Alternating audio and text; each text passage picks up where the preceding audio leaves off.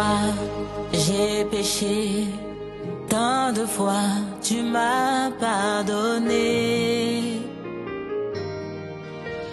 Tant de fois je suis tombé, tant de fois tu m'as relevé. Le mal m'envahissait, je ne me reconnaissais plus. Oh, je me mentais à moi-même, me pensant plus forte que le péché.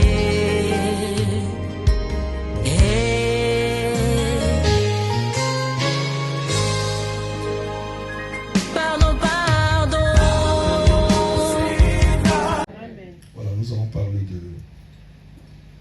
des noces de Cana parce que pendant que nous étions dans la prière de la semaine, quelqu'un a soulevé un point sur le vin. C'est pourquoi nous voulons parler sur noces de Cana. Amen. Ce fut la première fête que Jésus participa dans la chair. Et pendant son ministère, c'était pas avant, mais c'est pendant son ministère. Et la fête, c'était une fête qui avait lien aux institutions divines. Parce qu'il y en a 3. Il y a les baptêmes, il y a la Sainte Seine, il y a les mariages. Ce sont des institutions que Dieu lui-même a placées pour qu'autour de ça, nous puissions comprendre sa grandeur. Et l'institution mariage, c'était aussi Dieu qui l'a placé pour permettre à l'homme de continuer la création. Parce que Dieu n'avait créé que 2 personnes, mais a donné la capacité à l'homme de faire la reproduction. Amen. Et Jésus, ce jour-là, il était invité, non seulement lui, mais avec ses disciples, pour aller dans cette fête-là. Il s'y trouvait, et nous allons lire cela en livre des Jean. On commence à D jusqu'à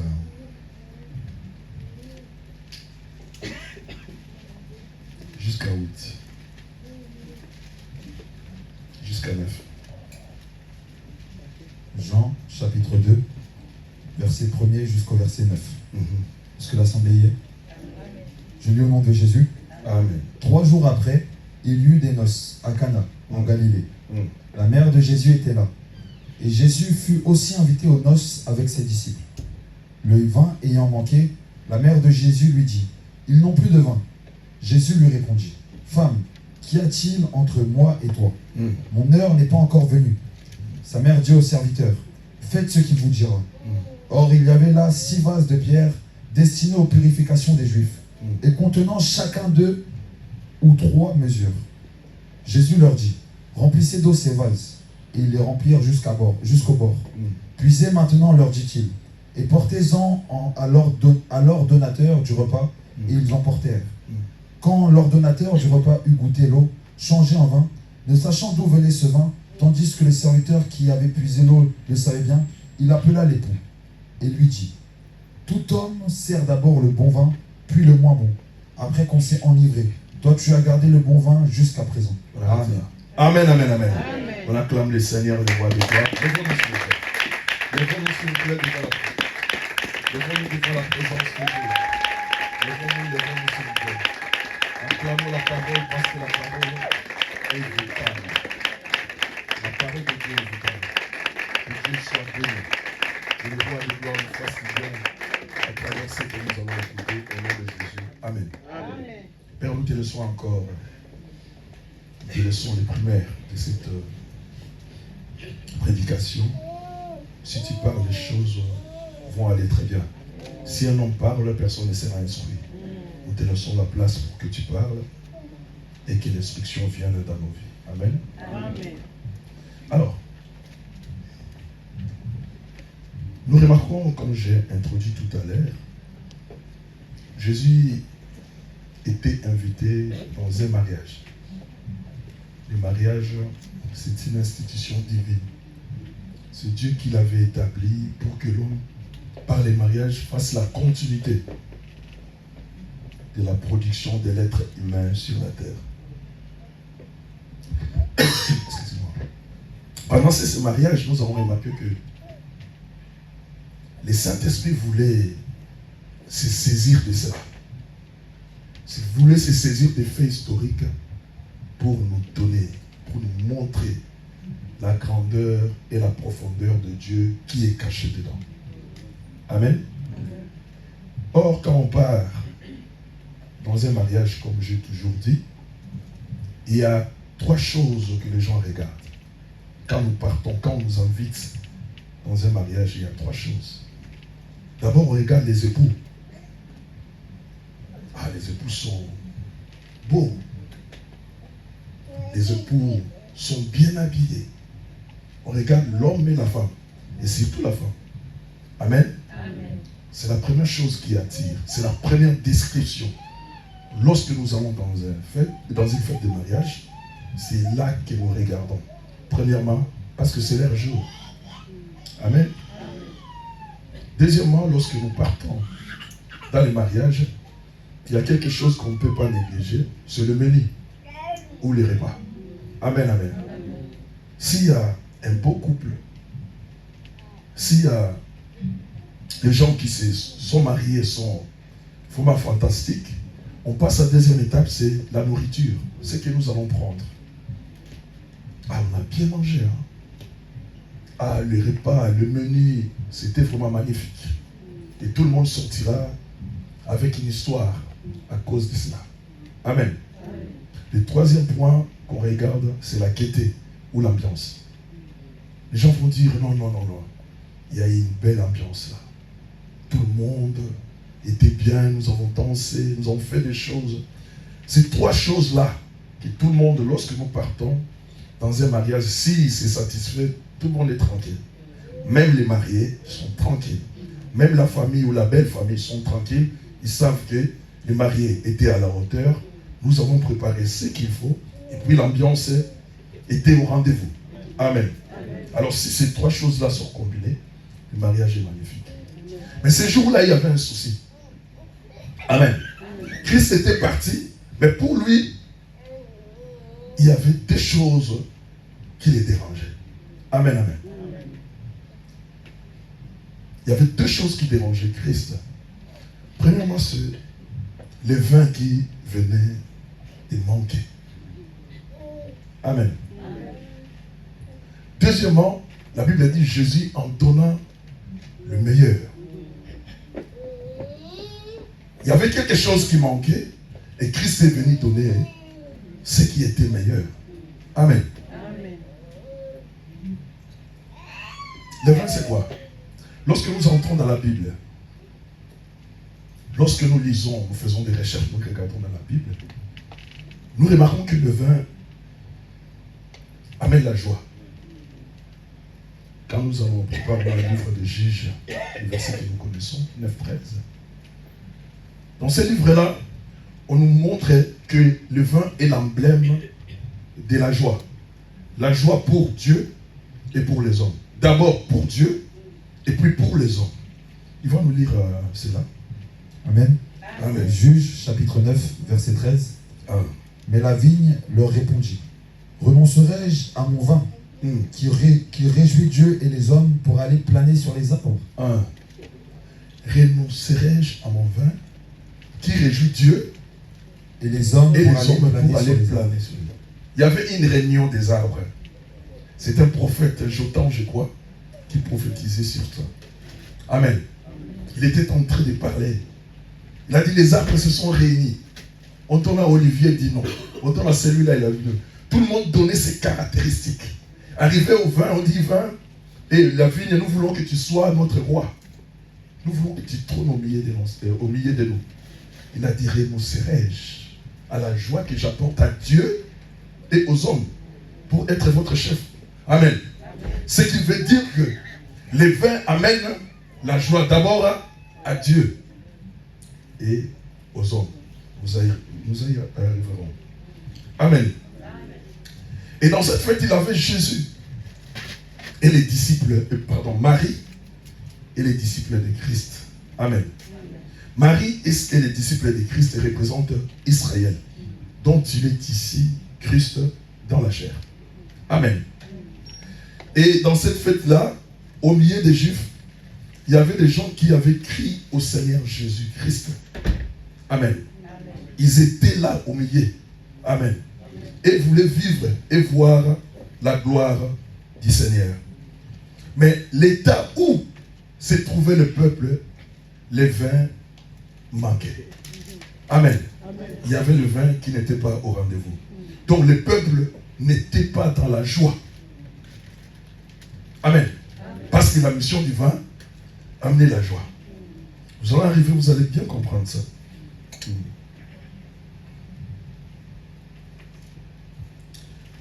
Alors, mais pour que la joie soit reproduite au milieu du peuple, il fallait que tous se passent selon la pensée de Dieu et non la pensée des hommes.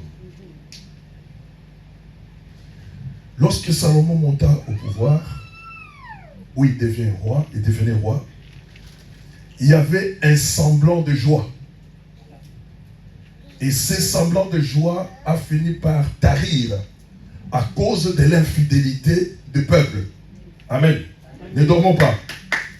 Ne dormons pas. À cause de l'infidélité du peuple. Le peuple était tellement infidèle et la joie était partie. La joie était volée. Amen. Alors il fallait maintenant quelqu'un qui devait amener cette joie-là. Amen. Lis-nous d'abord pour voir comment la joie a été volée. Lis-nous dans le livre de 1 Roi. 1 Roi 11, 26.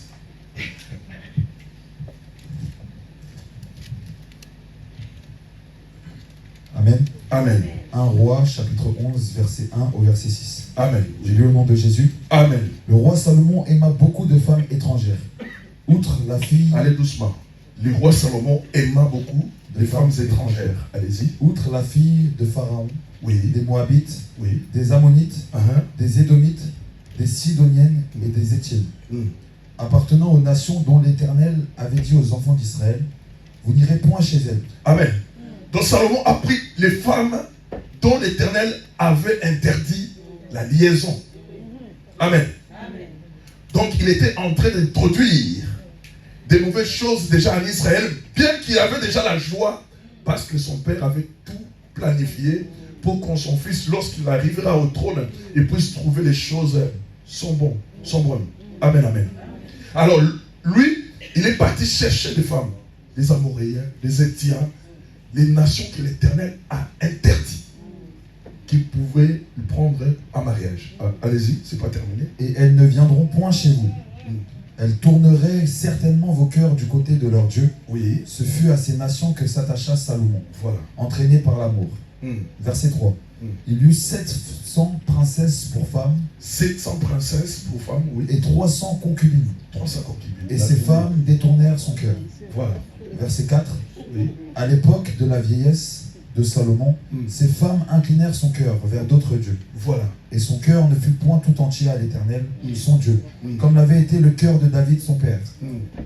Salomon alla après Astarté, divinité des Sidoniens, Voilà. et après Milcom, l'abomination des Ammonites. Et Salomon fit ce qui est mal aux yeux de l'Éternel, et il ne suivit point pleinement l'Éternel comme David son père.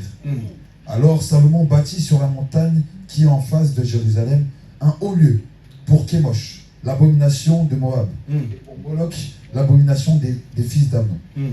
Verset 8. Et il fit ainsi pour toutes ces femmes étrangères. C'est bon. Amen, amen. Nous avons remarqué qu'il y avait, je dirais, un semblant de paix, un semblant de joie. Parce que la vraie joie, normalement, on ne peut pas vivre ça au travers d'un homme. Il y avait un semblant de joie parce que David était un homme selon le cœur de Dieu. Étant un homme selon le cœur de Dieu, il a planifié les choses comme Dieu l'avait voulu. Et après, c'est son fils qui devait venir après lui. Amen. Et son fils a trouvé les choses magnifiques. Mais il s'est corrompu. lui et les peuples, ils sont entrés dans l'infidélité. Quand le roi va ailleurs, je crois que les peuples aussi partiront ailleurs. Parce que le roi l'a fait, il est la tête, il est l'exemple. Amen. Alors, quand la tête dans une église est pourrie, c'est-à-dire ceux qui seront là seront aussi des pourris. Pourquoi? Parce qu'ils regardent la tête. Si le papa a un certain souci, ça va affecter aussi les enfants. Amen, amen. Pourquoi? Tel père, tel fils. Amen, amen. Amen, amen.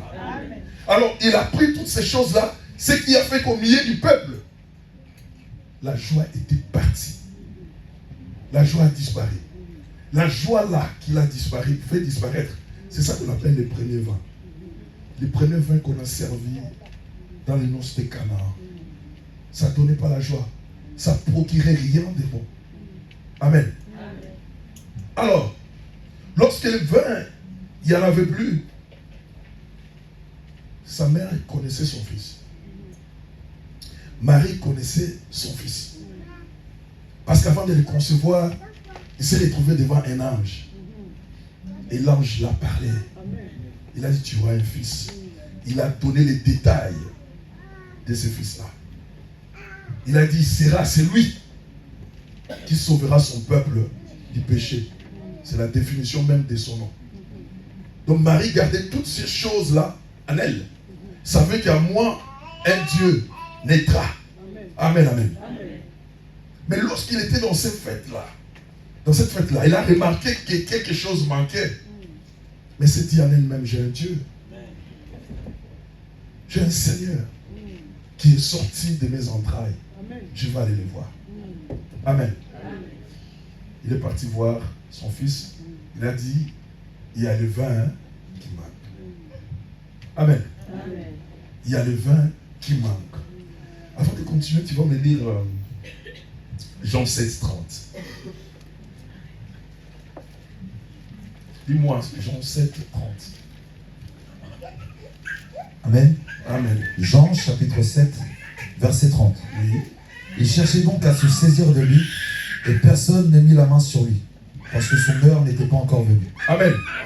Ici, je vous envoie un peu là-bas pour que vous pouvez comprendre. Jésus était quelque part, on voulait l'arrêter. Mais les gens se sentaient dans l'incapacité de l'arrêter. La Bible dit, son heure n'était pas encore. Amen, amen. Et sa mère, lorsqu'il est parti voir Jésus, Jésus lui a répondu, femme, qu'y a-t-il entre toi et moi? Mon heure n'est pas encore venue. Amen, amen. Ce que nous avons entendu là, dans Jean 7, 30, et ce que Christ a dit, c'est pareil. Donc, c'est-à-dire qu'il veut dire seulement, répondre à sa mère, comment rendrai-je la joie à ce peuple aussi longtemps que je n'ai pas terminé ma mission? Jésus avait une mission à faire. C'est pourquoi il a répondu. Comment? Parce que mon heure n'est pas encore venue. Lorsque mon heure viendra, c'est alors que je donnerai la joie à ce peuple. Amen. Lis encore. Jean 12, 23.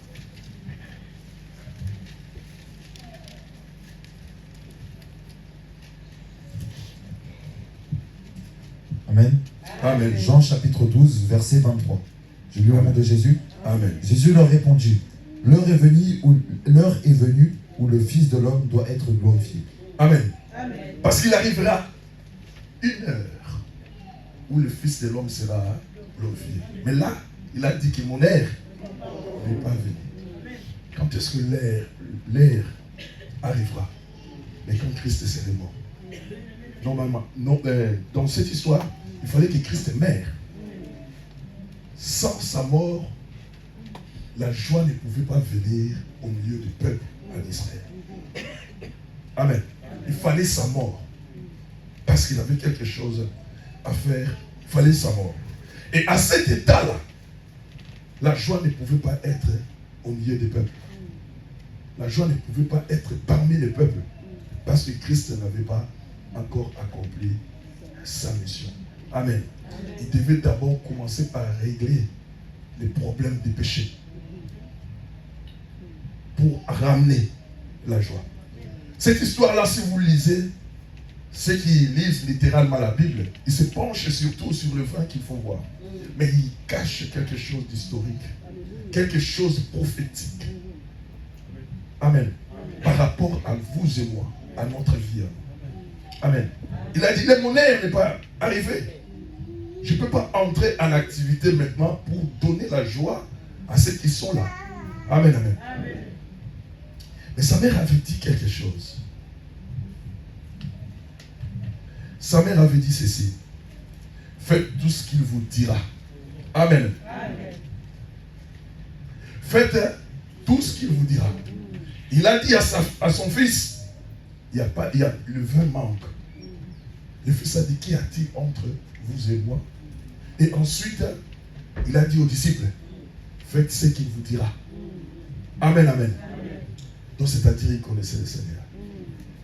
Ma soeur, mon frère, je veux dire à quelqu'un ce matin, faites tout ce qu'il vous dira et les principes d'un enfant de Dieu pour avoir ou saisir la bénédiction entre les mains du Seigneur.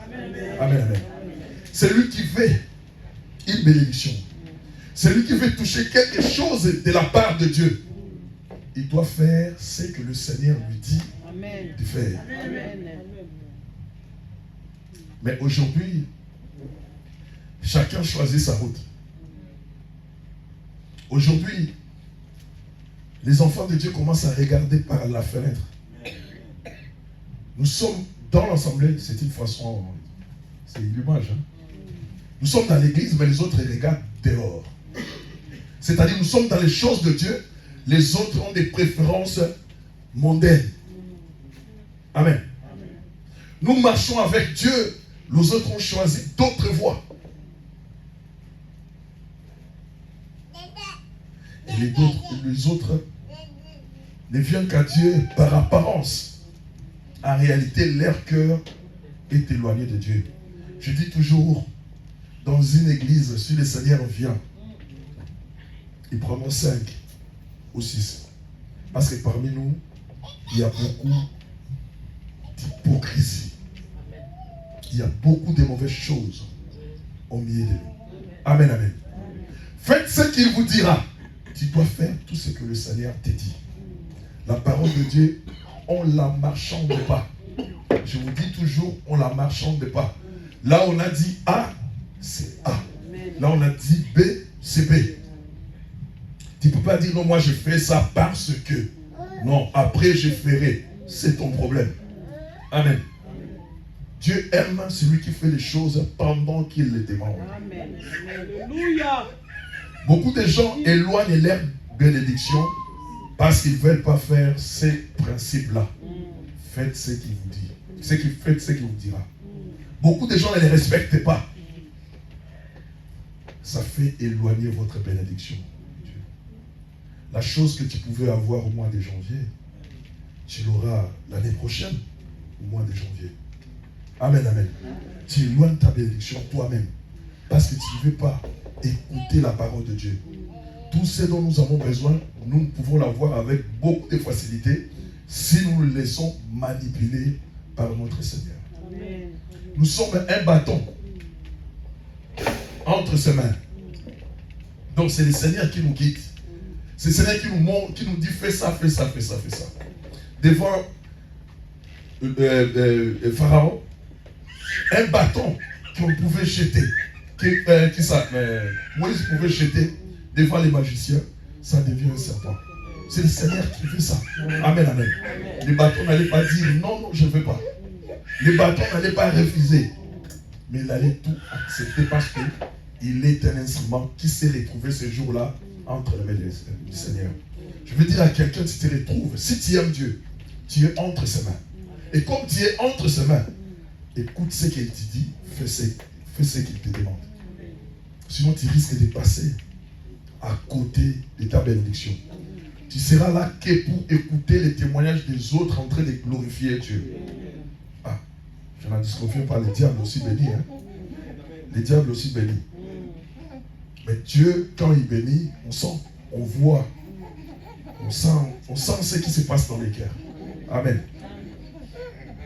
Alors, Faites tout ce que le Seigneur vous dira. C'est le seul principe de la bénédiction. Dans toutes circonstances, nous, enfants de Dieu, nous devons faire ce qu'il nous dit de faire. Amen, amen. Amen. Alors, pour le jour de la bénédiction, promise, la mort de Christ ne suffit pas. Amen. Amen. Amen. Lui, il est mort pour que nous ayons la joie. Mais il y a un travail qui doit se faire en moi. Il y a ce travail-là qu'on appelle la repentance. Il y a ce travail-là qu'on appelle la purification. Amen. Amen. Quelque chose qui est pire, c'est-à-dire Dieu l'a mis à côté. Tu t'es repenti, tu dois poursuivre la voie de la pureté pour que l'Éternel te prenne et te mette à côté, à son service. C'est alors que tu verras et tu vivras des grandes choses avec le Seigneur. Amen, amen. La purification va changer ta mentalité, ta façon d'agir et de faire. Et tu vas commencer à faire ce que Dieu te demande. Amen, amen. Amen. Dieu, s'il voit que tu t'entêtes, il peut t'amener à la repentance par la force. Par la purification aussi par la force. Dans la souffrance maintenant. Amen. Tu vas te retrouver dans une situation de galère. Tu vas te retrouver dans une situation où tous t'ont abandonné. Parce que toi, tu as abandonné l'Éternel. Tu croyais que toutes les qualités, les compétences que tu avais venaient de toi. Mais parce que tu as abandonné l'Éternel, le roi des rois viendra tout arracher. Et tu te trouveras isolé. Tu te trouveras seul. Il a fait pour Israël. Tu vas nous lire dans le livre de Zacharie. Et il est fait aujourd'hui pour l'Église. Amen. Lis-nous Zacharie pour les enfants d'Israël. Zacharie 12, 10, 14. Amen. Amen. Zacharie, chapitre 12, du verset 10 au verset 14. Je lis au nom de Jésus. Amen. Alors je répandrai sur la maison de David et sur les habitants de Jérusalem un esprit de grâce et de supplication. Voilà, allez-y. Il va amener un esprit de grâce parce que ils étaient dans le péché, ils étaient perdus. Mais je veux amener un esprit de grâce et de supplication. Mais dans quelles conditions? Allez-y. Et ils tourneront les regards vers moi. Oui. Celui qu'ils ont percé. Ils pleureront sur lui comme on pleure sur un fils unique. Voilà. Ils pleureront amèrement sur lui comme on pleure sur un premier-né. En ce jour-là, le deuil sera grand à Jérusalem. Les deuils seront grands à Jérusalem. Pourquoi? Parce que tous sont dans les plaies. Lorsqu'on plaire, c'est-à-dire on reconnaît ses fautes. Maintenant, on va venir vers Dieu. Seigneur, pardonne. J'étais ignorant, j'étais bandé. Maintenant, dans le monde, on dit, si quelqu'un fait une faute, on dit, pourquoi tu as fait ça? J'étais envoûté. Les gens ont accepté d'être envoûtés. Et je ne savais pas, je crois que j'étais envoûté. Donc, il est sûr que le diable l'a envoûté. Un enfant de Dieu. Allez-y. Comme le deuil d'Adadrimon dans la vallée de Megiddo. Voilà. Le pays sera dans le deuil. Le pays sera dans le deuil. Chaque famille séparément. Voilà. Toutes les familles. Si tu descends là-bas, tu verras les familles des familles. Toutes les familles, sans exception aucune, Israël était dans le deuil. Et quand il y a le deuil, c'est-à-dire qu'il n'y a plus d'activité. Personne ne sort pour aller au champ. Personne ne sait regarder l'autre famille. Parce que lui-même, il se trouve dans des situations compliquées. Amen. C'est une manière, Dieu amène le cœur à changer, à se purifier. Pour l'Église, il le fait maintenant. Beaucoup passeront des moments difficiles. Beaucoup passeront des moments de complications. Parce qu'ils se sont compliqués eux-mêmes. Amen. Et jusqu'à ce que tu vas commencer à reconnaître, à plairer. C'est alors que l'Éternel viendra à ton secours. Mais parce que tu es encore dans la joie. Parce que tu te dis que ce que je fais est bien maintenant là, le Seigneur viendra vers toi. Amen, amen. Ça c'est pour l'Église aujourd'hui. L'Éternel viendra vers toi. Pourquoi? Parce que nous sommes en disciples. Nous sommes comme si le six vases qui était dehors là. Le six vases que le Seigneur a dit verser de l'eau. Ces six vases-là étaient vides. Endurcis et vides. Nous faisons l'orgueil. Nous sommes fiers, mais nous sommes des vases vides. nous sommes durs et nous n'avons rien dedans. Amen. Et nous amenons nous-mêmes la souffrance sur nous. Nous amenons nous-mêmes les complications dans nos vies. On n'a rien. Les vases n'ont pas d'eau. Amen. C'était dehors là-bas, les vases pourrissaient dehors. Et c'est ça l'église aujourd'hui. Il pourrit dehors. Et pourtant, il peut avoir toutes les capacités, les compétences de vivre les conditions de Dieu. Mais ils refusent de vivre les conditions de Dieu. Ils mettent l'orgueil, le paraître. C'est ça qui détruit. C'est ça qui anéantit aujourd'hui les enfants de Dieu. Amen. Nous sommes des vases vides. Il n'y a rien dedans. Mais le Seigneur, dans son amour, il veut verser de l'eau dedans. Il veut que de l'eau entre en toi aujourd'hui. Si l'eau entre, il amènera quelque chose. Il amènera la joie. Amen. Amen. Si l'eau entre dans ces vases-là, il amènera la joie. Amen. Amen. Lorsqu'il a dit aux disciples, remplissez ces vases d'eau, Jésus était en train de faire un service pour toi, pour moi. Nous étions endurcis. Le Seigneur veut nous donner ce qui nous manquait. Alléluia. La joie réjouit le cœur des rois et le cœur de l'homme. Mais à cause de notre infidélité, il y a une séparation entre nous et Dieu. Amen. Et cette séparation-là a fait que nous sommes plongés dans une souffrance. Remplissez-moi ces vases. Ils ont rempli les vases. Il a dit, allez présenter cela à l'ordonnateur de fête. Amen, amen. Quand l'ordonnateur de fête a goûté à ce vin, il a dit, pourquoi regarder les bons vins depuis longtemps? Amen. Il a dit, il faut donner premièrement aux gens les bons vins et les mauvais vous donnerez après. Amen, amen. Il y a quelque chose là-bas. Les mauvais vins venus, c'est-à-dire certaines personnes,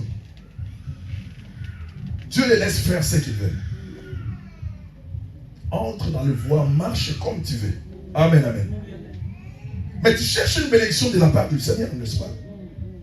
Mais par l'expérience et tout ce que tu es en train de traverser, tu remarqueras que tu ne peux pas avoir une bénédiction de la part de l'Éternel. Tout ce que tu auras, ça sera de superflu. Tout ce que tu auras, ça sera des miettes. Jusqu'à ce que tu reviendras à la raison.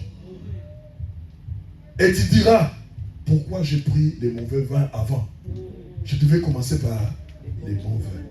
Et lorsque tu prends les bons vins, ça réjouit ton cœur, ça réjouit le cœur de Dieu. Ce qui réjouit le cœur de l'homme, ce qui réjouit le cœur de Dieu, c'est le Saint-Esprit. Dieu est le Saint-Esprit. Lorsqu'il entre dans l'homme, l'homme est dans la joie parce que le Saint-Esprit nous amène la joie. Et j'aimerais que dans cette église, nous comprenons que nous ne devons pas être des vases vides. Amen. Nous devons être des vases remplis. Nous ne devons pas rester endurcis. Parce que tu te dis que je suis capable. Non, tu n'es pas capable. Je dis à quelqu'un ici, tu n'es pas capable. De toi-même, tu n'es rien. Mais avec le Seigneur, tu es plus fort. Amen, amen. Et la fête a changé l'allure. Amen. À ce moment-là, le gens peut satisfaire les trois conditions qu'ils ont l'habitude de voir dans les fêtes. Les mariés sont là, les épouses étaient là, les repas étaient là, et les bons vins étaient là, pour que tous puissent se réjouir. Amen. Lèvons-nous, nous allons acclamer l'Éternel. Je n'ai pas été là. Lèvons-nous. Comme le roi des rois.